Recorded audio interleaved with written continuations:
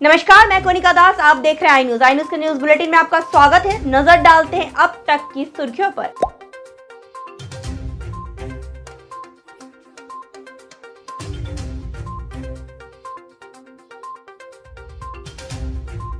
नमस्कार, मैं कोनिका दास। मैं मौजूद हूँ हैदरगढ़ में, जहां मेरे साथ चेयरमैन प्रत्याशी पप्पू जी मौजूद है। मैं उनसे जानना चाहूंगी कि वो किस रणनीति के साथ इस बार चुनावी मैदान में उतर रहे हैं। आपका हमारे चैनल में स्वागत है। आप किस रणनीति के साथ इस बार चुनावी मैदान में उतर रहे हैं? हम कई रणनीतियों के साथ चुनाव उतरना चाह रहे हैं। जैसे कि रणनीतियाँ हैं, हमारे यहाँ जो व्यापार वर्ग लोग हैं वो काफ़ी परेशानियों से जूझते रहते हैं। उनके पीठ पीछे खड़े होने वाला कोई रहता नहीं। हम कोशिश करेंगे उनके पीठ पीछे खड़े उनका सामना करें, उनके साथ जो समस्या है। आपकी चुनावी सफर, जो राजनीतिक सफर है, वो कब से शुरू हुई है? 2012 से। अच्छा, आपका कोई ड्रीम प्रोजेक्ट है जो आप चेयरमैन बनने के बाद करना चाहते हैं? हाँ, मेरा ड्रीम प्रोजेक्ट ये है कि मैं नगर पंचायत चुनाव चेयरमैन बनने के बाद हमारी सोच ये है कि अपने नगर में 2 हम एम्बुलेंस डालेंगे, जिससे कि हमारे गरीब जनता को लाभ मिल सके। और जो गाड़ियाँ मेरी 2-4 गाड़ियाँ चला रहे, वो भी गाड़ी हम बराबर चलाते रहेंगे, उससे पीछे नहीं हटेंगे।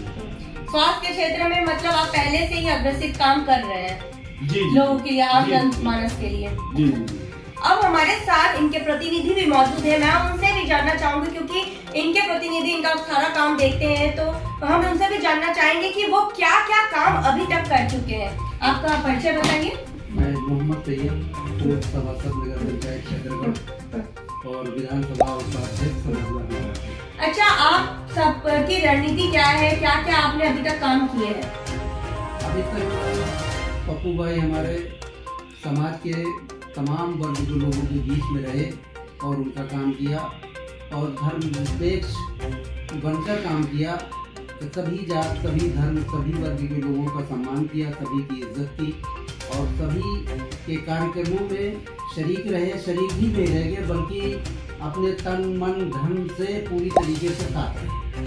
स्वास्थ्य के क्षेत्र में हमें पता चला कि आप लोगों ने काफी काम किए हैं, सर्वे के अनुसार पता चला। इस बारे में आप क्या कहना चाहेंगे? इस स्वास्थ्य के बारे में अभी थोड़े दिन पहले यहाँ डेंगू का बुखार बहुत तेजी से फैला, जो हमारे बाराबंकी जनपद में भी बहुत तेजी से फैला। यहाँ पर पप्पू भाई ने करीब 6 गाड़ियाँ चलाई और जनता अगर अपने मरीज को जगदीशपुर या BHL ले जाना चाहती थी तो वहाँ ले गई। अगर जनता उनको लखनऊ हॉस्पिटल में एडमिट कराना तो वहाँ ले गए।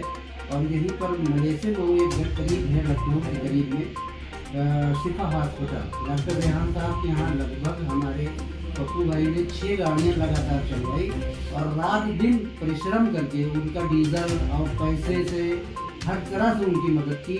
किसी चीज़ की कमी नहीं आने दी।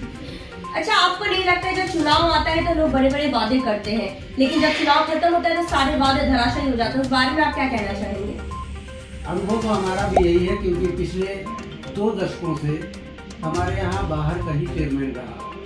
हमारे यहाँ एक गांव है ताले सिंहपुरवा, वहाँ से एक चेयरमैन है और दूसरी जो चेयरमैन हमारे यहाँ से बनी वो त्रिवेदीगंज ब्लॉक, जो हैदरगढ़ से काफ़ी दूर है, 6 किलोमीटर, वहाँ से रही। और वो वहाँ सोते थे और ये यहाँ सोते थे। हैदरगढ़ बराबर का कोई चेयरमैन नहीं बन पाया। मेरी ही नहीं बल्कि लोगों की राय, लोगों की इच्छा है कि इस बार हैदरगढ़ नगर पंचायत का मूल निवासी चेयरमैन बने और यहाँ सोए और यहाँ की तकलीफों को समझे, लोगों की परेशानियों को समझे और उसका निदान करे।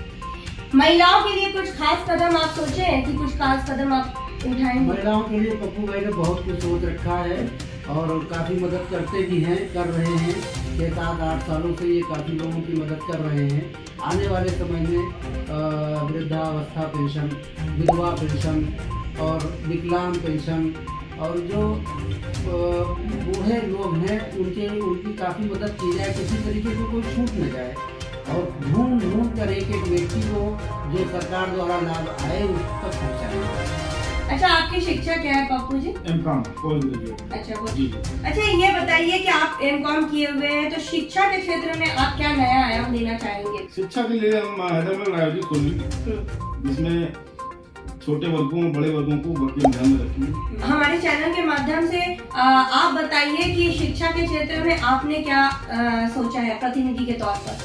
मेरे यहाँ लगभग 4 विद्यालय नगर पंचायत क्षेत्र में आते हैं और शिक्षा प्रणाली ज़्यादा अच्छी नहीं है, जबकि जिम्मेदारी ये होती है कि चेयरमैन उस पर विशेष ध्यान दे और जो विद्यालय हैं उन तक जाए और शिक्षा के बारे में जानकारी दे और वहाँ का जो प्रधान अध्यापक है उससे भी संबंध बनाए और लोगों इस तरीके से काम करें, लोगों को भरोसा हो जाए कि चेयरमैन हर क्षेत्र में मेरे साथ काम कर रहा है, शिक्षा के क्षेत्र में, स्वास्थ्य के क्षेत्र में और सफाई व्यवस्था, बिजली और जो गरीबों के लिए जो सहायता आती है उस सहायता कहीं छूट न जाए, कोई आदमी उन तक पहुँचे, इसके लिए बहुत एक्टिव है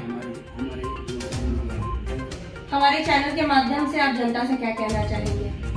आपके चैनल के माध्यम से मैं चाहूँगा कि लोगों तक, मेरे लोगों तक ये बात पहुँचे और मुझे सपोर्ट करें, मुझे वोट दे, मुझे अपना विश्वास दे, जिससे हम जीत कर आए और मेरी ये पूरी कोशिश होगी कि हम जनता ने जो विश्वास दिया है, जो भरोसा किया है, उस पर हम खरे उतरें। तो पप्पू जी ने काफी यहाँ पे नेक काम किए हैं जो अपनी जुबानी वो बताना नहीं चाहते हैं कि इनकी सोच है कि अगर कुछ करो तो वो बताने की जरूरत नहीं है, लेकिन कहते हैं कि जो दिखता है वही बिकता है। जनता को भी पता होनी चाहिए कि इन्होंने क्या क्या काम किए। तो प्रतिनिधि के तौर पर इन्होंने सारी बातें कही और 4 गाड़ियां चल रही है, अब 2 गाड़ियां और भी चलेगी जो इनके प्रतिनिधि ने कहा। अब स्वास्थ्य के क्षेत्र में इतने नेक काम किए हैं और अगर ये चेयरमैन बनते हैं तो और भी स्वास्थ्य के क्षेत्र को बढ़ावा देंगे, महिलाओं की सुरक्षा को लेकर ध्यान में रखेंगे और शिक्षा को भी ध्यान में रखते हुए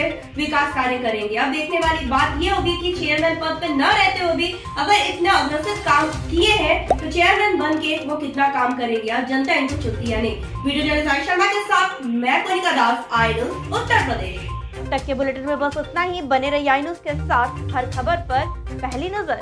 आप हमारे चैनल को लाइक कीजिए, सब्सक्राइब कीजिए और हाँ, बेल आइकन को दबाना मत भूलिए।